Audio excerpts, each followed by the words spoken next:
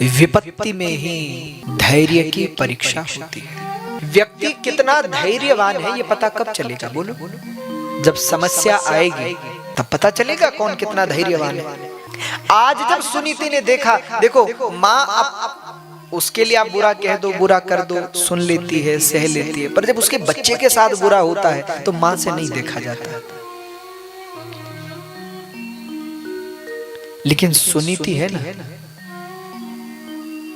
अरे जिसने ध्रुव जैसे बेटे को जन्म दिया हो वो माँ कोई सामान्य माँ होगी? माँ सुनीति ने बेटे के सिर पर हाथ रखा और हाथ रखकर कहा, ध्रुव जैसे मैं तेरी माँ हूं ना, वो सुरुचि भी तेरी माँ है। बोलो ध्यान से सुनिएगा। देखो एक माँ को कैसा होना चाहिए, जिसने उसके आंखों की जिसने उसके बच्चे को 5 साल के छोटे से बच्चे को भरी रात सभा में धक्का देकर निकाल दिया हो, उसके पिता की गोद में न बैठने दिया हो, वो माँ अपने बच्चे को कह रही है जैसे मैं तेरी माँ हूं वो भी तेरी माँ है। और बेटा बड़े जो भी कहते हैं सब भलाई के लिए कहते हैं, सब अच्छे के लिए कहते हैं। आंखों में कुछ अश्रु भर आए सुनीति के, और अश्रु भरकर सुनीति ने कहा, बेटा तू रो नहीं, जा जंगल में जाकर भगवान का भजन कर, तपस्या कर। अरे इस सांसारिक पिता को छोड़, एक दिन तुझे परम पिता की गोद मिलेगी, भगवान की गोद मिलेगी। जा। संसार पुत्र अत्यंत विचित्र है, जो प्रयास करता है, जो पुरुषार्थ करता है उसी को मिलता है। संसार में अगर कुछ भी चाहिए तो पुरुषार्थ करो, परिश्रम करो, बिना पुरुषार्थ के कुछ प्राप्त नहीं होता। पुरुषार्थ ही, परिश्रम ही जीवन की हर समस्या का समाधान है। पुत्र तू जा जंगल में, जा भगवान का स्मरण कर, भगवान का भजन कर, भगवान की आराधना कर, तुझे साक्षात परम पिता की गोद मिलेगी। जा। ऐसी होनी चाहिए माँ। आजकल तो हम देखते हैं बहुत उम्र हो गई बच्चों की और फिर भी माँ उनको अकेले रास्ता पार करने न दे। बहुत बड़ी उम्र है बच्चों की और रास्ता पार नहीं कर सकते, सड़क क्रॉस नहीं कर सकते, उसके लिए भी 2 लोग चाहिए हाथ पकड़ के क्रॉस करवाए। आप अपने बच्चे को कैसा बना रहे हैं? अरे अपने बच्चे को बनाना है तो ध्रुव जैसा बनाओ, और ध्रुव जैसा जिसको बनना है उसको घर में ध्रुव नहीं हो सकते, वन में ही व्यक्ति ध्रुव हो सकता है। आप अपने बच्चे को आंचल में छुपा कर रखोगे तो कभी ध्रुव नहीं बनेगा। उसके जीवन में जब तक संघर्ष नहीं होंगे तब तक ध्रुव नहीं बनेगा। संघर्ष ही सफलता की कुंजी है। संघर्ष हो, आप अपने बच्चों से संघर्ष करवाओ, उन्हें संघर्ष दिखाओ। और आज वो 5 वर्ष का छोटा बालक ध्रुव घर से निकल चला, माँ से कह दिया, माँ तू रो मत, कार्यम साधयामि अथवा देहम पातयामि, या तो शरीर त्याग दूंगा या भगवान को पाऊंगा, खाली नहीं लौटूंगा। ऐसा कहकर ध्रुव जी चल पड़े। श्री दिनकर जी अपनी एक कविता में कहते हैं, पीसा जाता जब इक्षुदंड झरती रस की धारा अखंड, मेहंदी जब सहती है प्रहार बनती ललनाओं का श्रृंगार।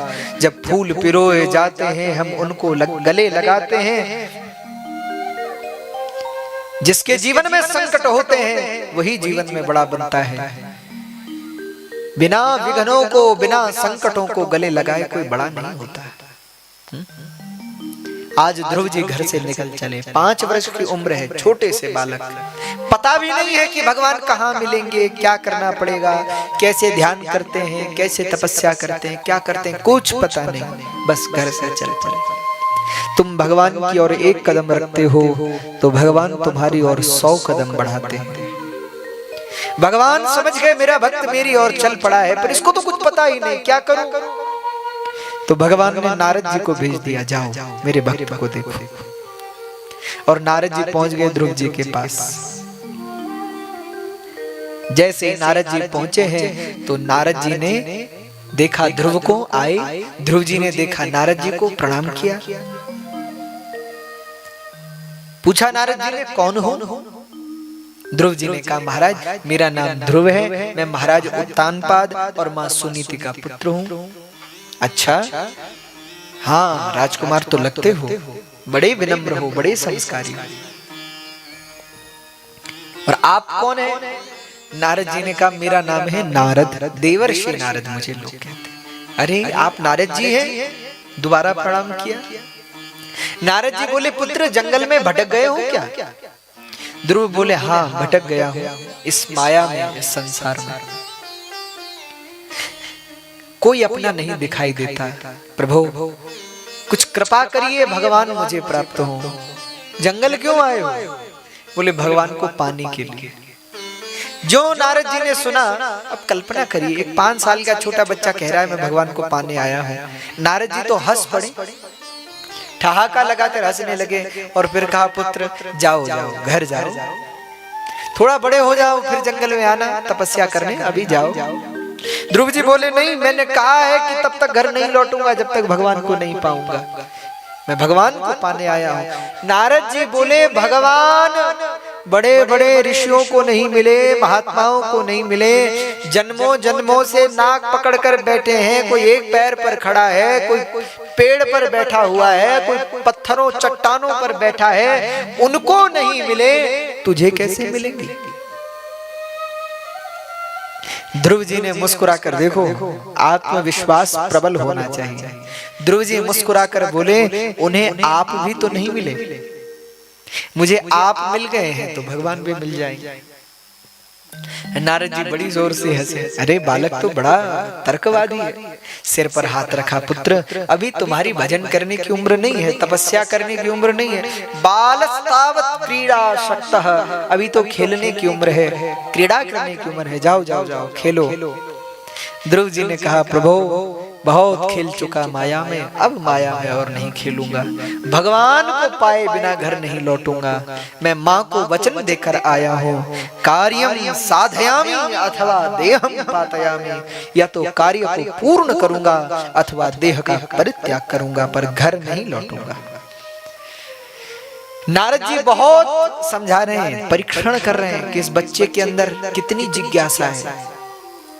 लेकिन जब ध्रुव जी हर जगह उत्तीर्ण हुए परीक्षा में, देखो संकल्प पक्के होने चाहिए, संकल्प मजबूत होने चाहिए। हमारे यहाँ पूजा शुरू करने से पूर्व ही संकल्प किया जाता है,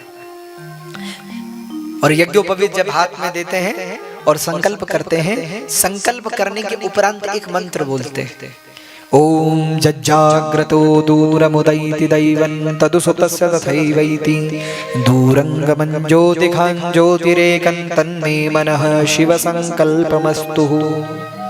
क्या प्रार्थना करते हैं?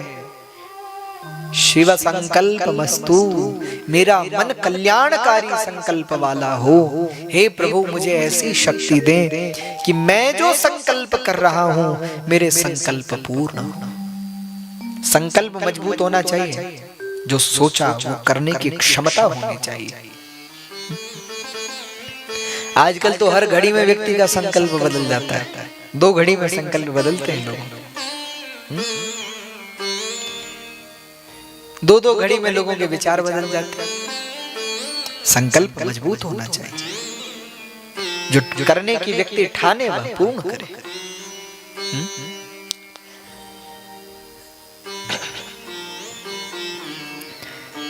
आज ध्रुव जी ने कहा, गुरुदेव आप ही मुझ पर कृपा करिए। नारद जी तो कह रहे थे, जन्म जन्म मुनि जतन कराही, अंतराम कहे आवत नाही। जन्मों जन्मों से बैठे हैं, उन्हें नहीं मिले। ध्रुव जी ने कहा, प्रभु आज नहीं तो कल भगवान जरूर मिलेंगे। वो भजन की एक पंक्ति है ना, मन धीर धरो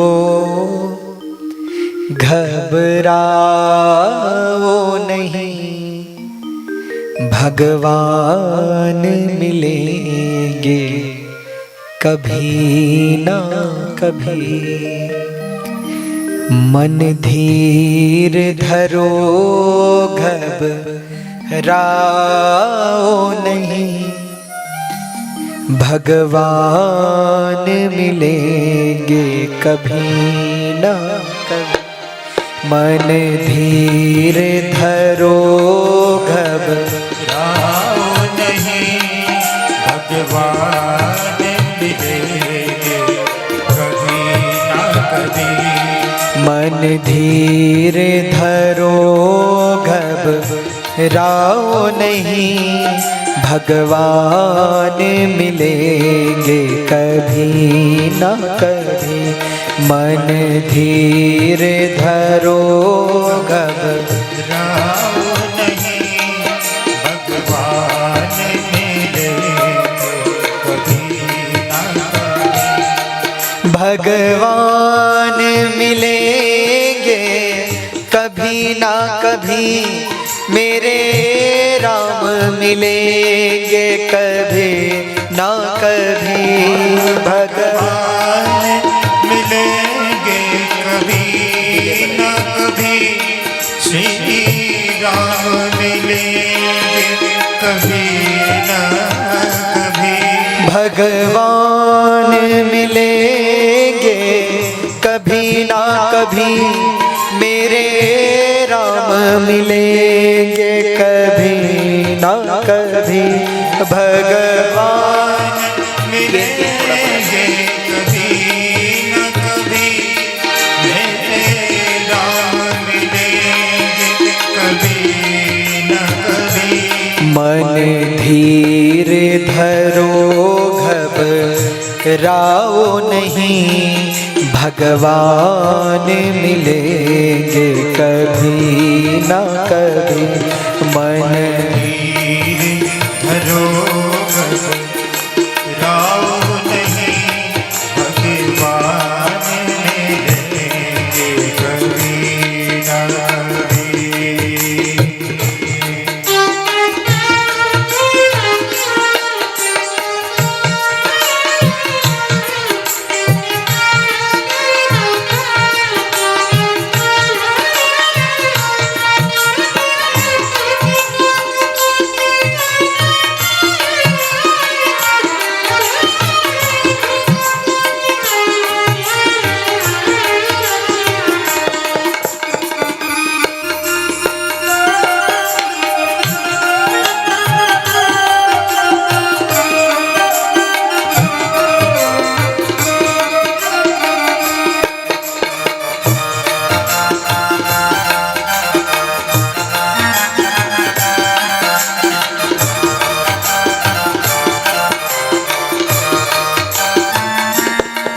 फूलों में नहीं कांटों में नहीं, फूलों में नहीं कांटों में नहीं, फूलों में नहीं कांटों में नहीं, फूलों में नहीं कांटों में नहीं।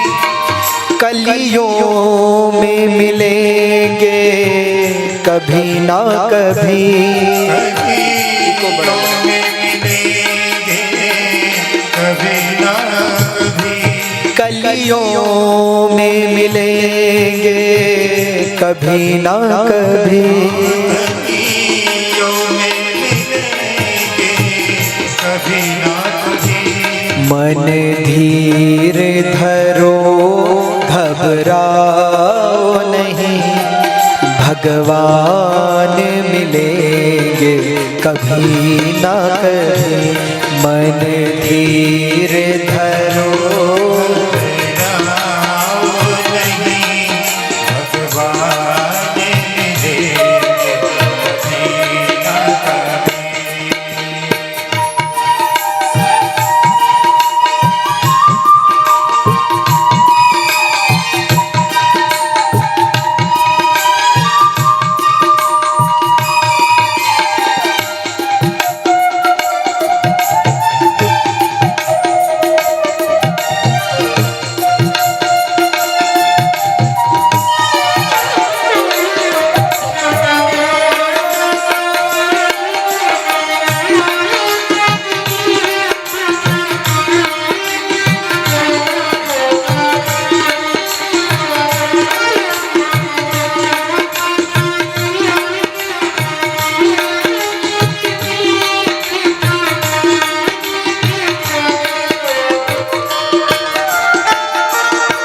शहरों में नहीं, जंगलों में नहीं, शहरों में नहीं, जंगलों में नहीं, शहरों में नहीं, जंगलों में नहीं, शहरों में कहाँ मिलेंगे?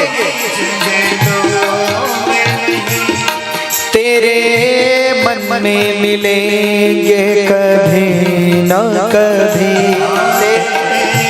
मन में मिलेंगे कभी ना कभी, तेरे मन में मिलेंगे कभी न कभी, तेरे मन में मिलेंगे कभी ना कभी, मन धीर धरो घबराओ नहीं, भगवान मिलेंगे कभी न कभी, मन धीर धरो घबराओ नहीं, भगवान मिलेंगे कभी ना कभी, ओ मन धीर धरो घबराओ नहीं, भगवान मिलेंगे कभी न कभी, मन धीर धरो घबराओ नहीं, भगवान मिलेंगे कभी ना कभी, ओ भगवान मिलेंगे कभी न कभी, भगवान भगवान मिलेंगे कभी न कभी, भगवान भगवान मिलेंगे कभी न कभी, भगवान मिलेंगे कभी न कभी। बोले भक्त वत्सल भगवान की। तो नारद जी ने ध्रुव जी को द्वादशाक्षर मंत्र की दीक्षा दी और आज्ञा की, तत्ता च गच्छ भद्रं वो यमुनायास्तटं शुचि, पुण्यं मधुवनं यत्र सानिध्यं नित्यदा हरे।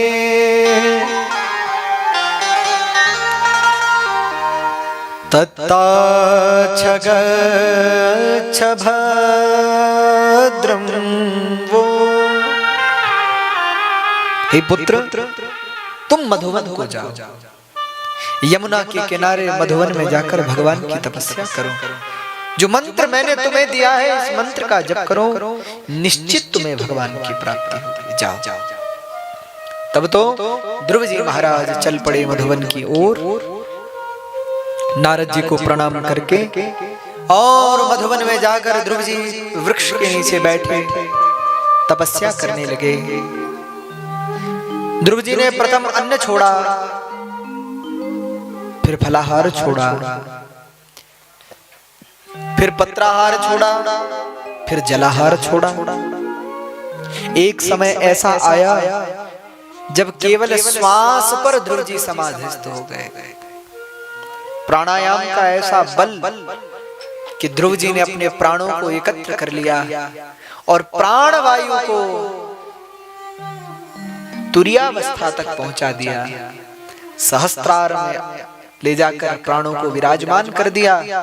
तब उस मंगलमय वेला में ध्रुव जी ने श्वास का भी परित्याग कर दिया, प्राण वायु को भी छोड़ दिया।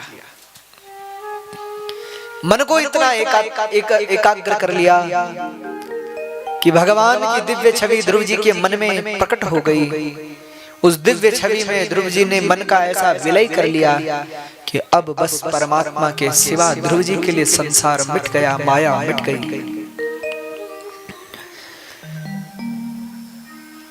तीनों लोकों में त्राही त्राही होने लगी। देवता घबराए, भागते हुए गए भगवान के पास। प्रभु प्रभु रक्षमाम त्राहिमाम। भगवान ने कहा क्या हुआ? देवता बोले महाराज पूरे संसार में प्राणवायु रुक सी गई है, न जाने क्या बात है। भगवान ने कहा देवताओं, मेरे भक्त ध्रुव ने प्राणवायु को रोक लिया है, उसके हृदय में मैं हूं, मेरी भी प्राणवायु रुक गई है और मेरे उदर में संपूर्ण विश्व है, इसलिए विश्व की प्राणवायु रुक गई। देवताओं ने कहा महाराज तो फिर जल्दी जाइए, उस बालक को दर्शन दीजिए। भगवान मुस्कुरा कर बोले ऐसे भक्तों को हम दर्शन नहीं देते। तो बोले ऐसे भक्तों के तो हम दर्शन करने जाते हैं। देवताओं ने कहा प्रभु सो तो आप जाने, पर जल्दी जाइए उस बच्चे को दर्शन दीजिए। तब भगवान अपने वैकुंठ का परित्याग करके मधुर वनम मृत्यु दुदृक्षया गतः, मधुवन में पहुंचे ध्रुव को खोजते हुए, और देखा वृक्ष के नीचे ध्रुव जी नेत्र बंद करके बैठे हैं, ध्यान अवस्था में तल्लीन है। तब भगवान ध्रुव के सन्मुख आए, ध्रुव के मस्तक पर भगवान ने हाथ धरा। ध्रुव, भगवान ऐसा कहते हैं पर ध्रुव जी ने इतने प्राणों को चढ़ा रखा है कि देह का भान ही नहीं। भगवान खड़े हैं सामने, लेकिन ध्रुव जी आंखें नहीं खोल रहे। तब भगवान ने सोचा अब कैसे जगाऊं इस भक्त को। सोचा इसके मन में मेरी छवि है, उसी में ये लीन है, इसलिए भगवान ने जो मन में ध्रुव जी के विराजमान थे वो भगवान अंतर्धान हो गए मन से। और ध्रुव जी घबराए कि जो मन में अभी अभी छवि दिख रही थी वो कहाँ गई। और घबराए हुए ध्रुव जी ने जो नेत्र खोले तो देखा कि वो सामने खड़े। जो भगवान को देखा आंखों से अश्रुधारा बह चली, भगवान के चरण पकड़ लिए, ध्रुव रोने लगे। भगवान ने ध्रुव को उठाया, हृदय से लगाया, गोद में बिठाया, पुत्र अब न रो, जब मैं प्राप्त हो गया, मेरा नाम हरि है, तेरे लिए मैं हरि अवतार लेकर आया हूँ। हरि कौन है? जीवानाम पापम तापम क्लेशम हर इति हरि, जो जीवों के पाप ताप संताप को हर लेने वाले हैं वही हरि है। अब दुख न कर। गोद में बिठाया ध्रुव जी को, पुत्र अब तो प्रसन्न हो। लेकिन ध्रुव जी थोड़े से उदास। क्या हुआ? थोड़े से उदास दिख रहे, क्या बात?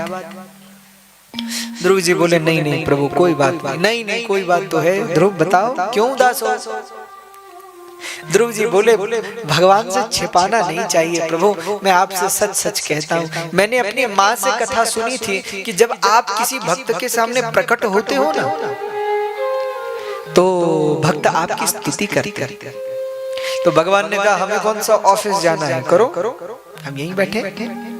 ध्रुव जी बोले महाराज आप तो बैठे हैं, लेकिन मैं कैसे स्तुति करूं? क्यों? बोले मुझे तो स्तुति आती ही नहीं, अभी पढ़ा लिखा नहीं हूं, स्कूल भी नहीं गया, अभी तो निरक्षर हूं। भगवान ने कहा चिंता मत करो। पस्पर्श बालम कृपया कपोले, भगवान ने अपने शंख का स्पर्श ध्रुव जी के गाल पर कराया, और जैसे ही शंख का स्पर्श गाल पर हुआ, ध्रुव जी के मन में वेद वेदांत सब भर गया, संसार का संपूर्ण ज्ञान ध्रुव जी के मन में समा गया। और अब ध्रुव जी भगवान की स्तुति करने लगे। क्या कहते हैं ध्रुव जी?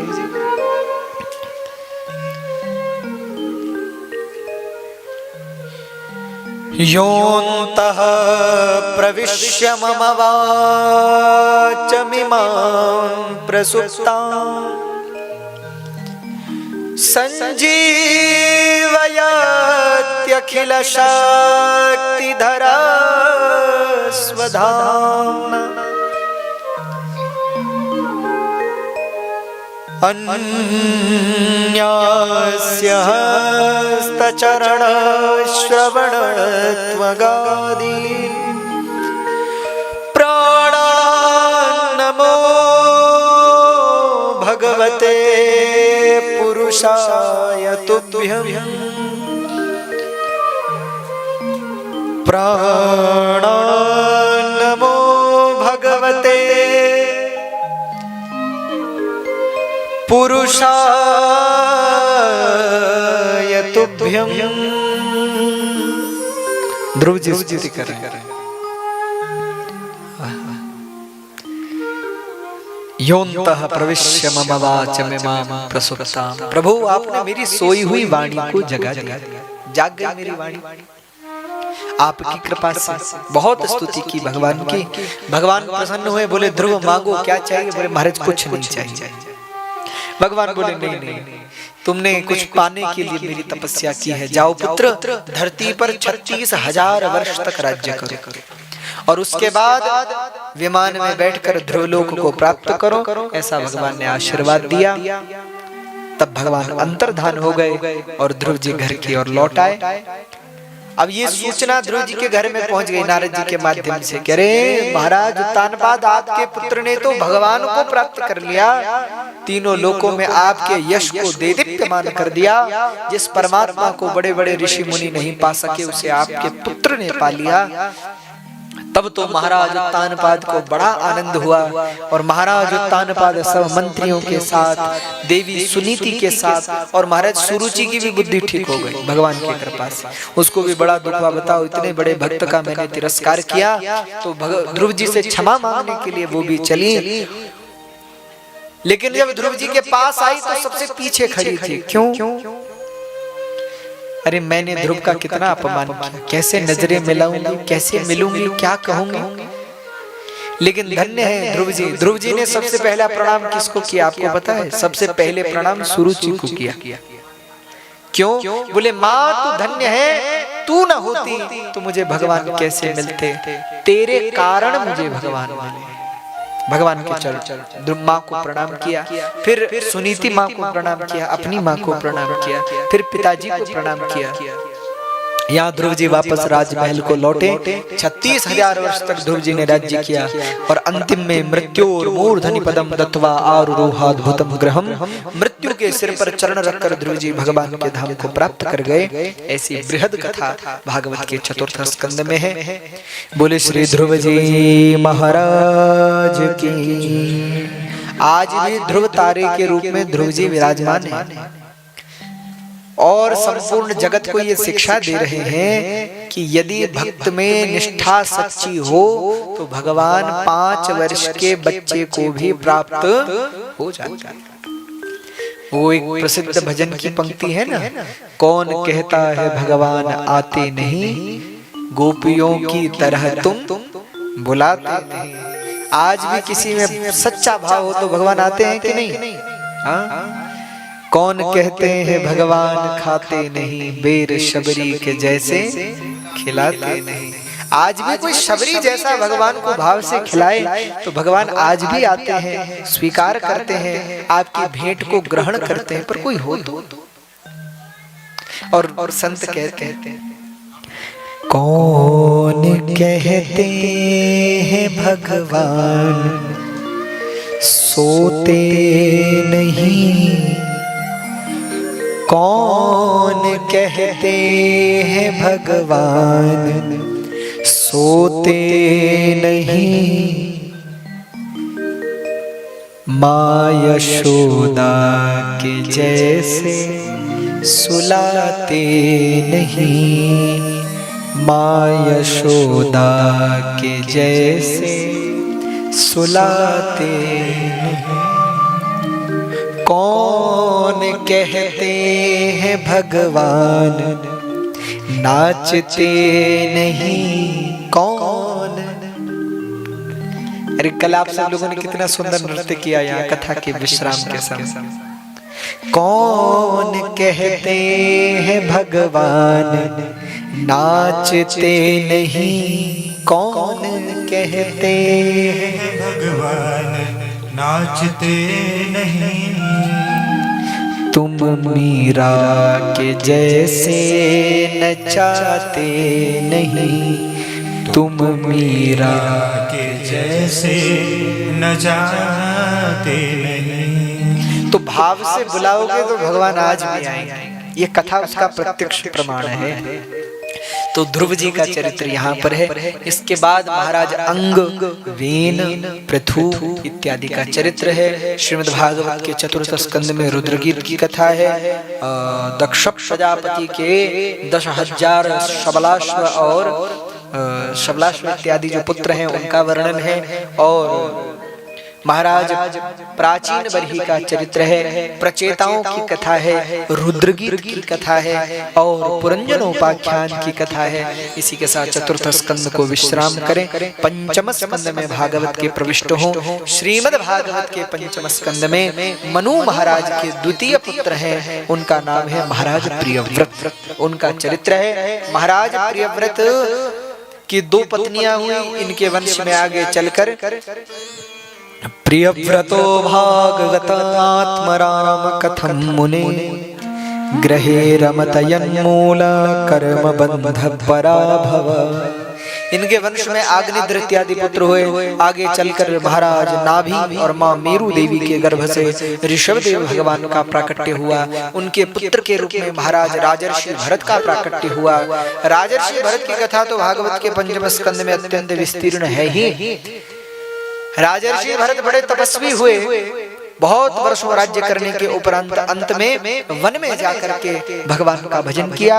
वन में मृग के बच्चे में आसक्ति हो गई और मृग के बच्चे में ऐसी आसक्ति हुई कि गीता वो नियम है ना, अंते या मति सा गति, अंत में जिस जहाँ मति होती है वैसी गति होती है। तो मरते समय मति चली गई किसमें? हिरण में। अगले जन्म में क्या बनना पड़ा? बड़ा हिरण बनना पड़ा। राजर्षि भरत को हिरण बनना पड़ा। तीसरे जन्म में भगवान की कृपा हुई, तब एक ब्राह्मण के घर पर पुनः मनुष्य का शरीर मिला। बड़ा दुख हुआ कि बताओ, इतना बड़ा भक्त था और एक हिरण में आसक्ति के कारण मेरा पतन हुआ। पर भगवान की कृपा ये थी कि तीसरे जन्म में भी पूर्व जन्मों की सब स्मृति थी कि इससे पहले वाले जन्म में हम मृग थे, उससे पहले में हम राजर्षि भरत थे, इसलिए इस जन्म में भी इनका नाम भरत ही पड़ा। प्रेम से इनके पिताजी ने इनको कहा कि पुत्र शाम को आऊंगा, गायत्री मंत्र याद करके सुनाना। लेकिन महाराज पिताजी ही मर गए, भरत जी ने गायत्री मंत्र नहीं सुनाया। आखिरी में तो मरते समय माता पिताजी ने कह दिया, बोले ये तो जड़ है, जड़, इसीलिए नाम ही उनका जड़ भरत हो गया। उनका नाम जड़ भरत हो गया।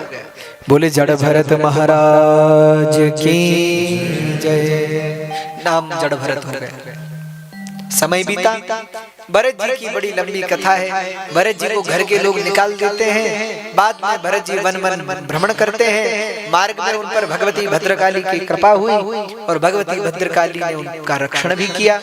आगे बढ़े तो रहुगण नाम के राजा की पालकी भरत जी उठा लेते हैं और रहुगण जब उनका तिरस्कार करने लगता है तो रहुगण को ब्रह्म ज्ञान का उपदेश भी करते हैं।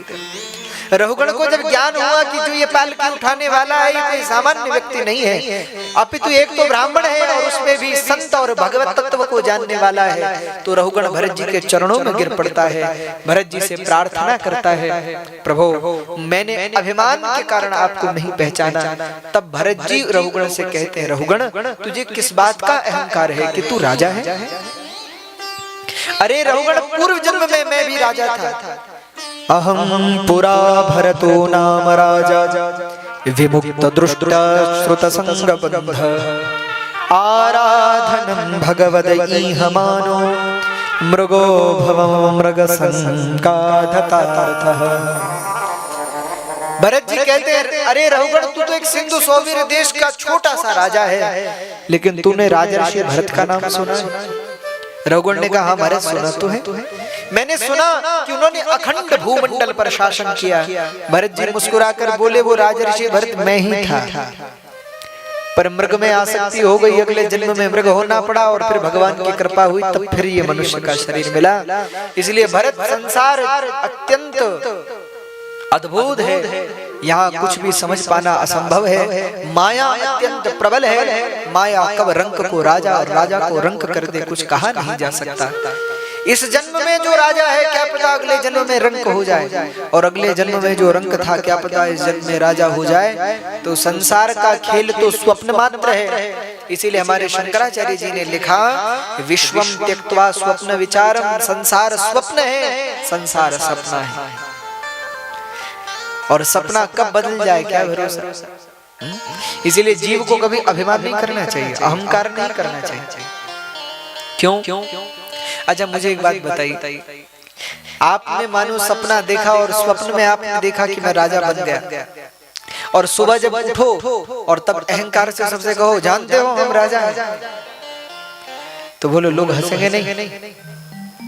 अच्छा मान लीजिए सपने में किसी ने स्वप्न देखा कि हजारों करोड़ों की संपत्ति हमें प्राप्त हो गई, तो क्या सुबह नाचने लगते हो कि इतनी संपत्ति मिल गई? बोलो। अरे स्वप्न में कुछ मिला तो भी कुछ नहीं, और स्वप्न में कुछ चला गया तो भी कुछ नहीं। स्वप्न में धन मिलता है तो सुबह लोग नाचते नहीं है, और स्वप्न में किसी को नुकसान हो जाए तो सुबह कोई दुखी थोड़े होता है। स्वप्न में जो मिला उसकी भी कीमत नहीं, स्वप्न में जो चला गया उसकी भी कीमत नहीं। संसार स्वप्न ही है, संसार में अगर कुछ मिला तो भी वही, चला भी गया तो भी वैसा ही। संसार बड़ा अद्भुत है, इसीलिए भगवान का स्मरण शंकराचार्य जी कहते हैं भज गोविंदम भज गोविंदम गोविंदम भज मूढ़ मते। गोविंद को भज, संसार तो स्वप्न है। तो भरत जी का अद्भुत चरित्र है। भरत जी ने रघुगण को उपदेश दिया है। भागवत के पंचम स्कंद के अंतिम अध्यायों में खगोल भूगोल का वर्णन है, ग्रहों की स्थितियों का वर्णन है, त्रिलोकात्मिका इस सृष्टि का वर्णन है, त्रिगुणात्मिका इस प्रकृति का वर्णन है, और अनेक क्षेत्रों, नदी नदियों, अनेक सरोवरों, अनेक जलाशयों, कुंडों, अनेक तीर्थों का भी विवेचन दिया गया है, अनेक भक्तों का भी वर्णन किया गया है। अंतिम अध्यायों में नरकों की भी कुछ कथा प्राप्त होती है। सुखदेव जी से परीक्षित जी ने पूछा महाराज नरक होते हैं? तो सुखदेव जी ने कहा होते तो हैं। तो कितने नरक हैं? बोले वैसे तो बहुत हैं, मुख्य 28 नरक हैं। कौन कौन से? तो तामिस्त्रो अंधतामिस्त्रो रौरवो महारौरवो कुंभिपाक कालसूत्रमसि पत्रवन सूकर मुख मंदकूप कृमि भोजन संदष्टस्तप्त सूर्मिर वज्रकंटक सालमले प्राणरोधो विशषणम लालावक्ष सारमे यादन मवीचि रयपान मिति क्षार करदमो रक्षोगण भोजन इत्यादि 28 नरकों का वर्णन सुखदेव जी ने किया।